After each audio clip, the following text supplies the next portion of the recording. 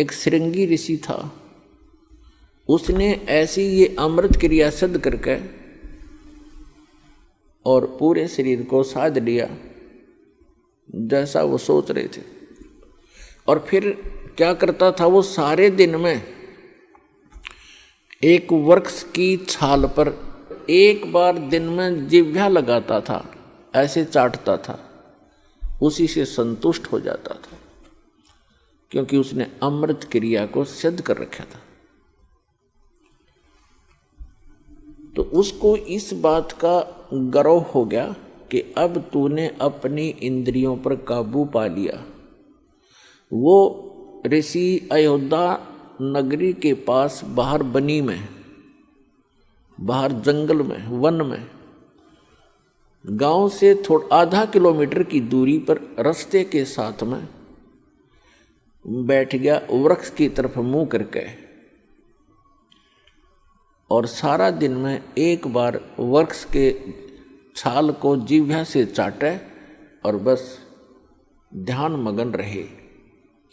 कुछ ही दिनों में आने जाने वालों ने देखा कि एक महापुरुष बैठे हैं, ना खाते हैं, ना पीते हैं, ना सोते हैं और ना उठते हैं। आसपास पूरी नगरी अयोध्या के लिए एक बहुत बड़े जो है अचंभे की बात थी।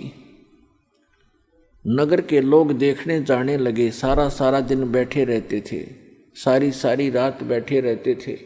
जब उनको पक्का यकीन हो गया कि सचमुच महापुरुष के ये तो भगवान से मिल चुका है, सारे नगर में तहलका मच गया। राजा दशरथ तक बात गई। राजा भी स्वयं वहाँ पर गए अपने परिवार समेत संत के दर्शनार्थ, लेकिन संत मस्त हैं, ना किसी से बोलते हैं और न ही दिन रात में कहीं उठते और बैठते हैं, ना जाते हैं, ना कुछ पीते हैं, ना खाते हैं। उनके साथ उनकी बेटी भी गई राजा दशरथ की। श्री रामचंद्र जी और अन्य का जन्म तो बहुत बाद में हुआ है। उसमें उनकी एक पुत्री थी। अब राजा की लड़की प्रतिदिन अपनी नौकरानियों के साथ वहाँ जाने लगी। उसने किसी वैद्य को बुलाकर पूछा किसी व्यक्ति से कि ये ऋषि बात करे तब बात बने, कोई आशीर्वाद प्राप्त करें हम। तो एक वैद्य ने बताया कि जहाँ ये जिह्वा से चाटता है वहाँ पर मधु का लेप कर दिया जाए, यानी शहद लगा दिया जाए। अगले दिन उस राजा की लड़की दशरथ की बेटी ने ऐसा ही करवा दिया। जहाँ वो जिह्वा लगाता था वहाँ शहद लेप दिया थोड़ा सा। पहले दिन एक बार जिह्वा लगाता था, पहले वो उस दिन उसने 2-3 बार चाटा, क्यों स्वादिष्ट लगा। अगले दिन तो कुछ ज़्यादा लगा दिया तो और ज़्यादा चाटा। धीरे धीरे उसका जो है भूख जागृत होगी। फिर उसको खीर ख्यार खिलाने लग गए। कुछ दिन के बाद वो हलवा पूरी खाने लग गया। अपने पिता की आज्ञा लेकर लड़की ने कहा कि ऐसे महापुरुष को पिताजी घर ले चलते हैं। राजा दशरथ ने उनको गुरु धारण कर लिया। श्रृंगी ऋषि युवा थे, अपने घर पर रख लिए और उन्हीं की देख रेख में, उन्हीं की आज्ञा से पुत्र प्राप्ति के लिए एक अनुष्ठान की तैयारी की। और उससे पहले वही श्रृंगी ऋषि दशरथ की पुत्री बेटी को लेकर चंपत हो गया। तो पुण्यात्माओं, परमात्मा कहते हैं मन के मते न चालियो, ये मन है पक्का दूत, और ले डोबे दरिया में जा हाथ से छूट। विकार मरे मत जानियो, जो भूबल में आग। जैसे ये साधु संत ऋषि वेदों और गीता के अनुसार साधना करके इनको ये भ्रम हो गया था कि हमने विकारों का नाश कर लिया। तो परमात्मा कहते हैं विकार मरे मत जानियो, जैसे अग्नि का अंगारा राख में दबा रखा हो, ऊपर से राख भी ठंडी हो जाती है, ऐसा लगता है जैसे आग खत्म होगी, लेकिन कहते हैं वो राख हटाओगे ना जब उस अंगारे के ऊपर से, वह पहले से ज़्यादा धधकती दिखाई देगी आपको। तो यहाँ परमात्मा कहते हैं विकार मरे मत जानियो, जो भूबल में आगे।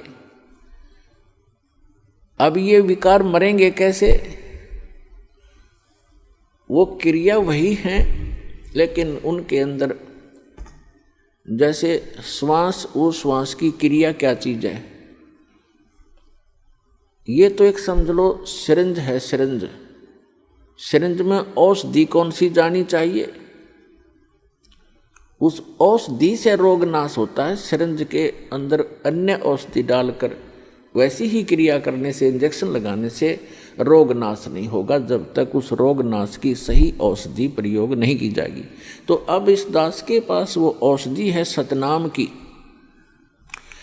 श्वास उश्वास के सिमरण है, और ये सिमरण से ही आपका मन भी काबू होगा, आपके विकार भी नाश होंगे।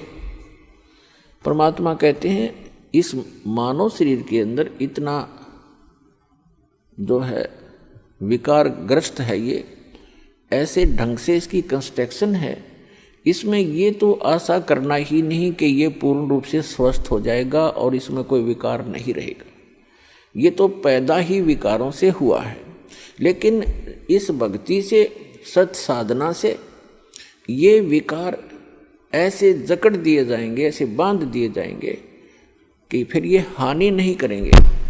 जैसे कोई पशु है और वो ऐसे फूंफा करता है, मार देता है, सींगों से मार देता है, तो उसको बांध दिया जाता है टाइट रस्से तक। अब वो रस्से से इतना टाइट बांध दिया गया है कि वो हानि नहीं कर सकता, फूंफा कर सकता है, लेकिन उसकी सीमा बना दी। तो परमात्मा की इस भक्ति से, परमात्मा के इस ज्ञान से, सत साधना से इन विकारों को ऐसे बांध दिया जाएगा कि ये मन फूंफा करने की चेष्टा करेगा, लेकिन इस तत्व ज्ञान रूपी रस्सा इसको जकड़ देगा और ये भक्ति की कमाई इसको दबा देगी।